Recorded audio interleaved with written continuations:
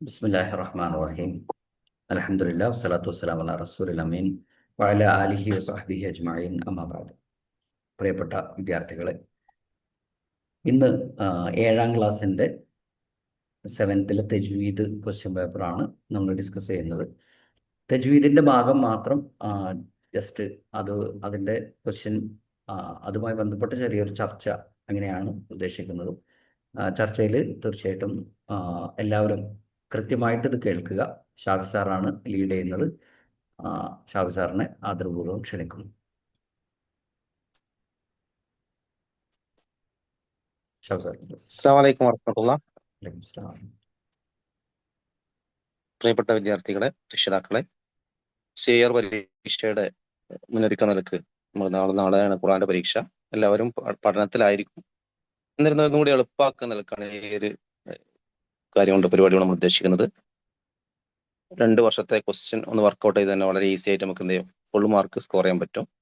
അപ്പൊ അതിനു വേണ്ടിയുള്ള ശ്രമത്തിന്റെ ഭാഗമായിട്ടാണ് ഫസൽ സാർ എന്നെ കോൺടാക്ട് ചെയ്തിട്ട് മദ്രസ കുട്ടികൾക്ക് വേണ്ടിയിട്ട് ഇത്തരം കാര്യം സംഘടിപ്പിച്ചു ചോദിച്ചത്. വളരെ സന്തോഷത്തോടെ ഏറ്റെടുക്കുകയും നമുക്ക് ഈ ഒരു കാര്യം കുറച്ച് ക്വസ്റ്റ്യൻ പേപ്പർ വർക്കൗട്ട് ചെയ്താൽ തന്നെ ഈസി ആയിട്ട് മാർക്ക് സ്കോർ ചെയ്യാൻ പറ്റും. കാരണം മുൻ വർഷങ്ങളിലെ ക്വസ്റ്റ്യൻ പേപ്പർ ഒക്കെ എടുത്ത് നോക്കുമ്പോൾ റിപ്പീറ്റേഷൻ വന്നിട്ടുള്ളത്.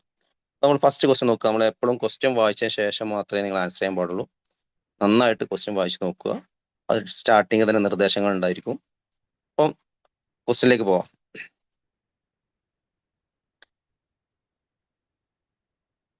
മുകളിലുള്ള ഭാഗത്ത് നിങ്ങൾക്ക് ഇത്രയും പരീക്ഷയുടെ എക്സ്പീരിയൻസ് നേടിക്കഴിഞ്ഞാൽ ഇവിടെ ചെയ്യേണ്ടതൊക്കെ ഞാൻ അതൊന്നും പരിചയപ്പെടുത്തേണ്ട ആവശ്യമില്ല. 10x1 ഫസ്റ്റത്തെ ക്വസ്റ്റ്യൻ അതാണ്. ഒരു മാർക്ക് വീതമുള്ള 10 ആൻസർ നിങ്ങൾ എഴുതണം. 12 ക്വസ്റ്റ്യനോട് കൊടുത്തിട്ടുണ്ടാവും. അപ്പൊ അതിൽ ഫസ്റ്റ് ക്വസ്റ്റ്യൻ നോക്കുക, ഹംസത്തുൽ വസ്ല്. നമുക്കറിയാം ഹംസത്തുൽ വസ്ല് അലിഫിന്റെ മുകളിൽ സ്വാദിന്റെ കഷ്ണമുള്ള അലിഫിന് അങ്ങനത്തെ അലിഫിന്റെ മുകളിൽ സ്വാദിന്റെ കഷ്ണം കണ്ടുണ്ടാവും. അപ്പൊ ഹംസത്തുൽ വസ്ൽ ഏതാണ്, ഹംസത്തുൽ ഖത്ത് ഏതാ നമുക്ക് തിരിച്ചറിയാം. 7ാം ക്ലാസ് എത്തിയത് നിങ്ങൾക്ക് അറിയുമെന്ന് ഉറപ്പാണ്. അപ്പൊ അതിനൊരു ഉദാഹരണം ഖുർആനിക ഉദാഹരണം ഇതുണ്ടാവും. ഫസ്റ്റ് നിങ്ങൾ എപ്പോഴും ഖുർആൻ ആദ്യമായിട്ട് ഇറങ്ങിയ ആയത്തിന്റെ എഴുതിച്ചാൽ മതി. ഇഖ്റ ബിസ്മി റബ്ബിക അല്ലദീ ഖലഖ്. അതാണ് ഹംസത്തുൽ വസ്ൽ ഉദാഹരണം. ഇഖ്റ ബിസ്മി റബ്ബിക അല്ലദീ ഖലഖ് ഉണ്ടല്ലോ. അപ്പൊ അങ്ങനെ ഉദാഹരണങ്ങൾ ഇഖ്റ എന്നുള്ളടത്തോടെ അലിഫിന് എന്തില്ല, ഹംസത്തുൽ വസ്ൽ മാത്രം ഇട്ടാൽ മതി. അവിടെ ഹംസ ഇടരുത്. ഇഖ്റ അത് ഹംസത്തുൽ വസ്ലാണ്. അത് തിരിച്ചറിയാണെങ്കിൽ അതിന് മുമ്പ് ഒരു വാവോ അല്ലെങ്കിൽ വേറെ ഇടയിൽ വരുമ്പോൾ സൈലന്റ് ആയി പോകുന്നതാണ് ഹംസത്തുൽ വസ്ൽ. ഇനി അത് ക്ലാസ് എടുക്കാൻ നേരമല്ല, ഇടയിൽ വരുമ്പോൾ സൈലന്റ് ആയി. സ്റ്റാർട്ടിങ്ങിൽ മാത്രമേ എന്തുള്ളൂ ഹംസത്തുൽ വസ്ലിന് സൗണ്ട് ഉള്ളൂ. ഇഖ്റ അവിടെ ഈ സൗണ്ട് വന്നു. എന്നാ ഫഖറഉ ഫ ചെന്നപ്പോ ഫഖറു ഫഇഖറഉ ഫഅഖറഉ എന്ന് ഓതണ്ട, ഫഖറഉ എന്ന് വായിക്കുക അല്ലെ.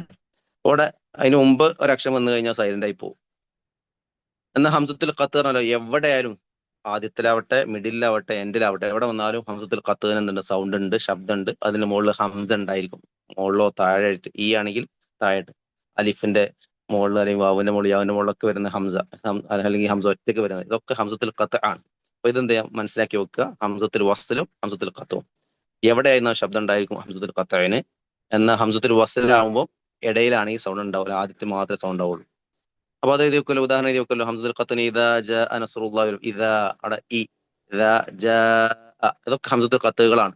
അപ്പം ഒരു ആയത്ത് പഠിച്ചു വെച്ച് കഴിഞ്ഞാൽ നിങ്ങൾ എക്സാമ്പിൾ എഴുതുമ്പോൾ ഖുറാനിൽ തന്നെ എക്സാമ്പിൾ എഴുതാൻ ശ്രമിക്കട്ടോ. അങ്ങനെ തന്നെയാണ് ചെയ്യേണ്ടത്.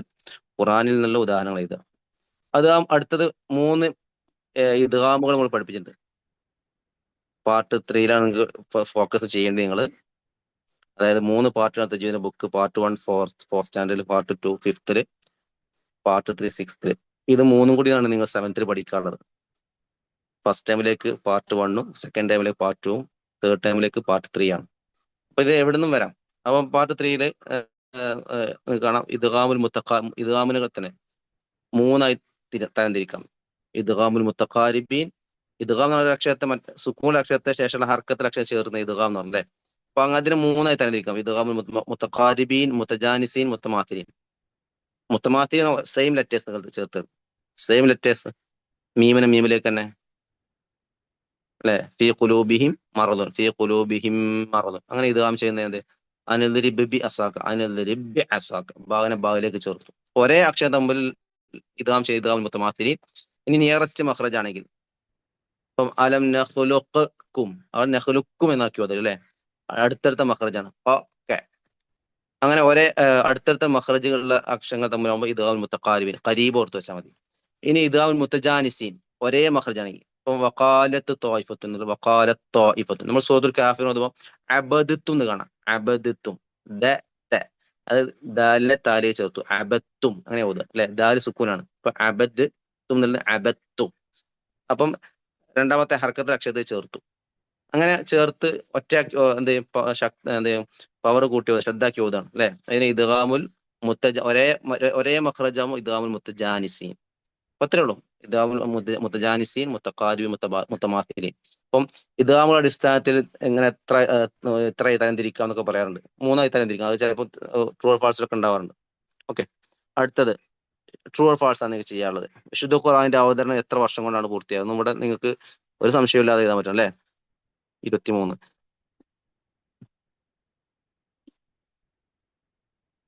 പിന്നെ ഖുർആൻ വചനങ്ങൾ രേഖപ്പെടുത്തി വെക്കുവാൻ പ്രഭുനായ സഹാബി ആരായിരുന്നു? സയ്യിദ് ഇബ്നു സാബിത്ത് റളിയല്ലാഹു അൻഹു. ഖുർആൻ ക്രോഡീകരണത്തിന് ആദ്യമായി സ്വഹാബിമാരുമായി കൂടിയായ ഖലീഫ ആരായിരുന്നു? അബൂ ബക്കർ റളിയല്ലാഹു അൻഹു. 7 പാരായണ വിദഗ്ധരിൽപ്പെട്ട മഹാൻ. അവിടെ ശ്രദ്ധിക്കുക, ഇബ്നു അബ്ബാസ് ഉണ്ട്, ഇബ്നു ഉമർ, അതേപോലെ തന്നെ ഇബ്നു ആമിർ. ഇതിൽ ഇബ്നു ആമിർ ഉള്ളതാണ് 7 പാരായണ വിദഗ്ധരിൽപ്പെട്ട ആള്. അടുത്ത ഹുറൂഫുൽ ഹൽക്കിൽ പെടാത്ത അക്ഷരം. ശ്രദ്ധിക്കണേ, ഹുറൂഫിൽ പെടാത്ത അക്ഷരം എന്ന് കൊടുത്തിട്ടുള്ള ബ ഖ ജീമാണ്. ഹുറൂഫുൽ ഹൽക്ക്. അപ്പൊ ഇതിന് ബാവും ജീമും ഹുറൂഫുൽ ഹൽക്ക് പെട്ടാലല്ല. അപ്പൊ എനിക്ക് വന്നത് ഹുറൂഫുൽ ഹൽക്കിൽ പെടുന്ന അക്ഷരം ആണെങ്കിലാണ് ഒന്ന് എഴുതാൻ കഴിയുള്ളൂ. പെടാത്ത അക്ഷരം 2 ഉണ്ട്. ബാവും ജീമും ഹുറൂഫുൽ ഹൽക്കിൽ പെട്ടതല്ല. ഇപ്പൊ ക്വസ്റ്റ്യൻ മിസ്റ്റേക്ക് ആണോ സംശയമുണ്ട്. അവിടെ ആണെങ്കിൽ എങ്ങനെയാണ് ചെയ്യേണ്ടത്? ഹുറൂഫിൽ ഹൽക്കിൽ പെടാത്ത അക്ഷരം 2 എഴുതാണ്ട്. എഴുതുമ്പോൾ ഞാൻ ആൻസർ എഴുതും ബാ ഇതിൽ ഒന്ന് മാത്രമേ അതെ അതെ, അത് എന്ത് ചോദ്യം ഹുറൂഫുൽ ഹൽക്ക് മാറിയതായിരിക്കും. ചോദ്യത്തിൽ പെട്ടോ അല്ലെങ്കിൽ ഇത് ആൻസർ ചെയ്തപ്പോൾ 2 എഴുതണം. അല്ലെങ്കിൽ ബാ ഉണ്ട് ജീമും ഉണ്ട്, പെടാത്ത 2 എഴുതേണ്ടി വരും. അടുത്തത് താഴെയുള്ള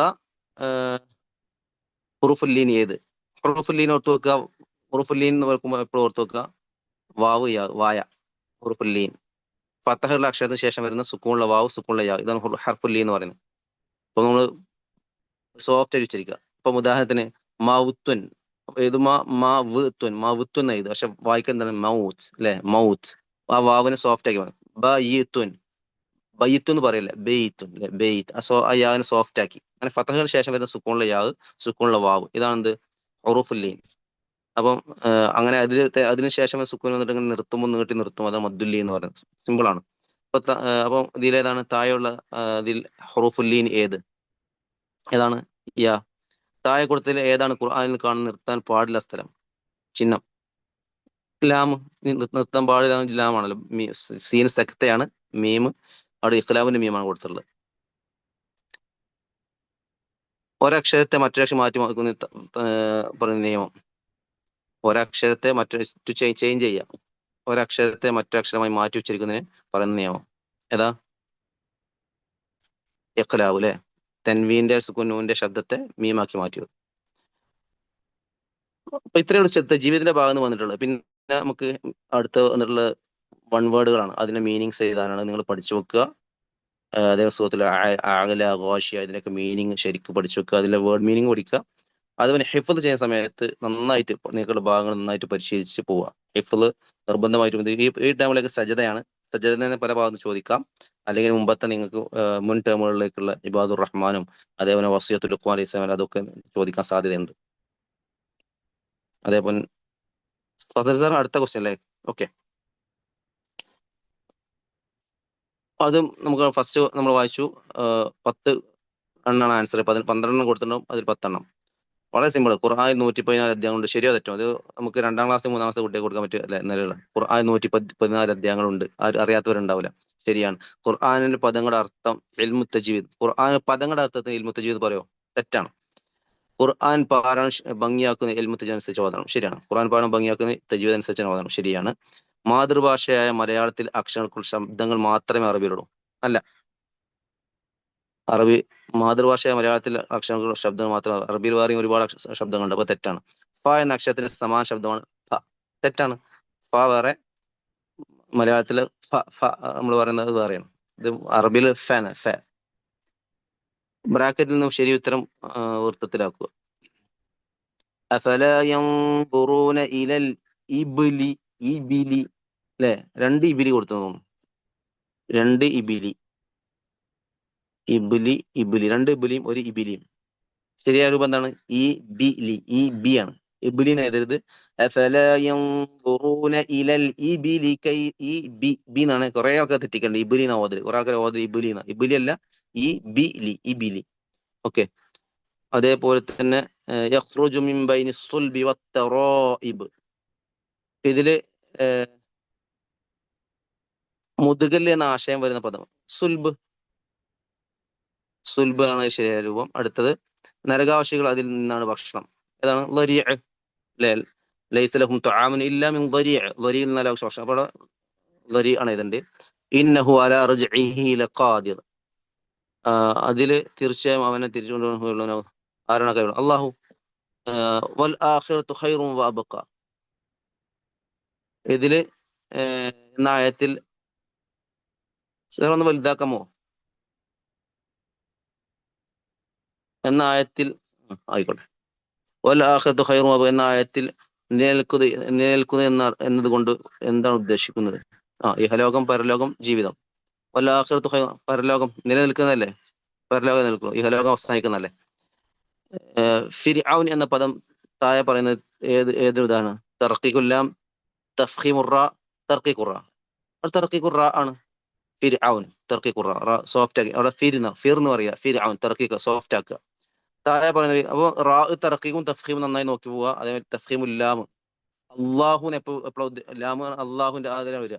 അള്ളാഹു എന്ന് ഉച്ചരിക്കുമ്പോൾ ഇല്ലാന്ന് സൗണ്ട് വരുന്നത് അള്ളാഹു എന്ന ഇസ്മുൽ ജലാലിന്റെ തൊട്ടുമ്പോൾ അക്ഷരം കസ്റ വരുമ്പോഴാണ്. അപ്പൊ ബിസ്മില്ലാ, അല്ലെ? ഖുലില്ലാഹുമ്മ അൽഹംദു ലില്ലാഹി. അപ്പൊ അള്ളാഹു എന്ന പദത്തിന് തൊട്ടുമ്പോൾ കസ്റ വരുമ്പോഴാണ് തർഖീഖു ലാം വരുന്നത്. വാക്ക് തഫ്ഖീമു ലാമാണ്. ഇവിടെ റാഇന്റെ വേറെയാണ്. റാവിന് നിയമങ്ങൾ ഒരുപാട് പഠിക്കാനുണ്ട്. അത് നന്നായിട്ട് നോക്കിയിട്ട് പോവാ. ഇവിടെ ഫിർഔൻ തർഖീഖു റാ ആണ്. താഴെ പറയുന്നതിൽ കേവലാക്ഷം കൊണ്ട് തുടങ്ങുന്ന അധ്യായം ഏത്? കേവലാക്ഷം കൊണ്ട് തുടങ്ങുന്ന അധ്യായം അലിഫ് ലാം, ആലിമ്രാൻ, ബഖറ, ഫാത്തിഹ. അപ്പൊ ഇതില് ഫാത്തിഹ രണ്ടെണ്ണം കൊടുത്തു സർ. തുടങ്ങാത്തതാണ് ചോദിക്കണ്ടേ അല്ലേ? തുടങ്ങാ. അല്ലെങ്കിൽ തുടങ്ങുകയാണെങ്കിൽ രണ്ടെണ്ണം മാർക്ക് ചെയ്യണം. രണ്ടെണ്ണം എഴുതണം. അൽ ബക്കറ, ആലിമ്രാൻ കേവലാക്ഷം തുടങ്ങുന്നതാണ്. അതെ. ഓക്കെ, അപ്പൊ അടുത്തേക്ക് അത് പോകും. അടുത്തേക്ക് പോവാം. ഹംസത്തുൽ വസ്ൽ, ഹംസത്തുൽ ഖത്ത് കഴിഞ്ഞ ക്വസ്റ്റിലും വന്നു. ഹംസത്തുൽ വസ്ലിനും ഖത്തുവിനും ഉദാഹരണം, ഖുർആൻ ഉദാഹരണം എഴുതണം. ഉദാഹരണം ഇപ്പൊ തന്നെ പഠിച്ചു വെച്ച് പോവാ. ഇഖ്റ ബിസ്മി റബ്ബിക്കൽ ലദീ ഖലഖ് ഹംസത്തുൽ വസ്ലാണ്. ഹംസത്തുൽ ഖത്ത് ഇദാ ജാഅ നസ്റുല്ലാഹി വൽ ഫത്ഹ്. രണ്ടായത്ത് അങ്ങനെ തന്നെ പഠിച്ചു വെച്ചു. ഹംസത്തുൽ വസ്ലും ഖത്തും. താഴെ ഖുർആൻ വചനങ്ങൾ ഹർഫുൽ ലീൻ വൃത്തത്തിലാക്കുക. ഞാൻ നേരത്തെ പറഞ്ഞു ഹർഫുൽ ലീൻ എന്താന്ന്. വളരെ സിമ്പിൾ ആണ്. ലീലാഫി ഖുറൈശ്. ഫത്തഹിന് ശേഷം വരുന്ന സുക്കൂണിലെ യാ, ഖുറൈശ് എന്നുള്ള യാ, ഖുറൈശിന്റെ യാവിനെ വൃത്തത്തിലാക്കുക. റിഹ്ലത ശിതാഇ വസ്സൈഫ്, സ്വൈഫിലെ യാവിനെ വൃത്തത്തിലാക്കുക. റബ്ബ് ഹാദൽ ബൈത്ത്, ബൈത്തിലെ യാവിനെ വൃത്തത്തിലാക്കുക. അത്അമഹും മിൻ ജൂഇൻ വആമനഹും മിൻ ഖൗഫ്, ഖൗഫിലെ വാവിനെ വൃത്തത്തിലാക്കുക. അപ്പൊ ഇത് നന്നായിട്ട് നേരത്തെ പറഞ്ഞുകൊണ്ട് ഇനി എക്സ്പ്ലെയിൻ ചെയ്യേണ്ട ആവശ്യമില്ല. പിന്നെ ഹുറൂഫുൽ കൽക്കല, അല്ലെ? ഹുറൂഫുൽ കൽക്കലത്തായുള്ള അഞ്ചക്ഷരം കൗല ഖുതുബു ജദ്ദ് എന്ന അക്ഷരം നമ്മൾ പഠിച്ചാലേ. ഹുറൂഫുൽ കൽക്കല എന്താണ്? ഖുതുബു ജദ്ദ്, ഖാഫ് തോ ബ ജീം ദാൽ. അത് ഏതൊക്കെയാണ് ഇതൊക്കെ? ഖുതുബു ജദ്ദ്, ഖാഫ് തോ ബ ജീം ദാൽ. അടുത്തത് ഹുറൂഫുൽ ഇസ്തിഅല, ഖുസ്സ ലഗ്തിൻ ഖിൽ, ഖുസ്സ ലഗ്തിൻ ഖിൽ. ലെറ്റേഴ്സ് എഴുതി വെക്കുക. ഖുസ്സ ഖാ സ്വാദ് ലഗ്തിൻ ളാദ് ഗൈൻ തോ ഖാഫ് ലാ. സാർ ഇത്രയേ ഉള്ളൂ. ബാക്കിയൊക്കെ അടുത്ത് വരുന്നത് നമുക്ക് ടെക്സ്റ്റിന്റെ ബാക്കിയുള്ള ഭാഗങ്ങളിലാണ് തജീവ് എന്ന് ചോദിച്ചിട്ടുള്ളൂ. അത് നന്നായിട്ട് നോക്കിയാൽ മതി. പിന്നെ ഈ ഹിഫ്ളും തജീവ് ഖുർആൻ ഓതാനുള്ള ഭാഗങ്ങളും അത് നല്ല മാർക്ക് സ്കോർ ചെയ്യാനുള്ളതാണ്. കാരണം തജീവിദിനും ഹിഫ്ളും പഠിച്ചിട്ടില്ലെങ്കിൽ നല്ലൊരു മാർക്ക് പോകും. നോക്കി ഓതാനുള്ള ഭാഗത്ത് തജീവ് ചെക്ക് ചെയ്യും. ഏറ്റവും നല്ല ശബ്ദത്തിൽ തജീവിദ് നിയമങ്ങളെല്ലാം പാലിച്ചുകൊണ്ട് പറയാൻ ശ്രമിക്കുക. അതിൽ 15 മാർക്ക് നോക്കി ഓതുന്ന ഭാഗത്തിനുണ്ട്. ഹിഫ്ളും നിങ്ങൾക്ക് വളരെ ഇമ്പോർട്ടന്റ് ആണ്. അത് നന്നായിട്ട് നോക്കിയിട്ട് തന്നെ പോകണം. ഹിഫ്ള് ആരും ആ മാർക്ക് നഷ്ടപ്പെടുത്തരുത്. അപ്പം ഇത് മാത്രം നോക്കി പോയത് ഹിഫ്ളും തജീവിദും ഇതിന്റെ കൂടെ ഉള്ള ഓർമ്മയാണ്. അതേപോലെ മീനിങ്സ് പഠിക്കാനുള്ളതും അതൊക്കെ നോക്കിയാലേ നമുക്ക് 50ക്ക് വരുന്ന മാർക്ക്. ഇത് വെറും 10 മാർക്കിലേക്ക്. അപ്പൊ പറഞ്ഞ 10 മാർക്കിന് ക്വസ്റ്റ്യൻസ് ആണ് ഈ ഫസ്റ്റ് കാണുന്നത്. പിന്നെ വരുന്ന 10 മാർക്ക് പറഞ്ഞാൽ മീനിങ്സ് ചെയ്ത ആളാണ്. അതിനുശേഷം ഹിഫ്ളിന്റെ 15 മാർക്കും അതേപോലെ തജീദ് നോക്കി ഓതുന്ന തജീദ് അനുസരിച്ച് ഓതുന്നത് എത്രമാത്രം നിങ്ങൾ തെറ്റ് കൂടാതെ തജീദ് നിയമങ്ങളൊക്കെ പാലിച്ച് ഏറ്റവും മനോഹരമായി പാരായണം ചെയ്യുന്നതനുസരിച്ച് എല്ലാം നോക്കും. നിങ്ങളുടെ മഖ്റജ് ഒക്കെ നോക്കിയിട്ട് ആണ് അവന് മാർക്ക് ഇടുക.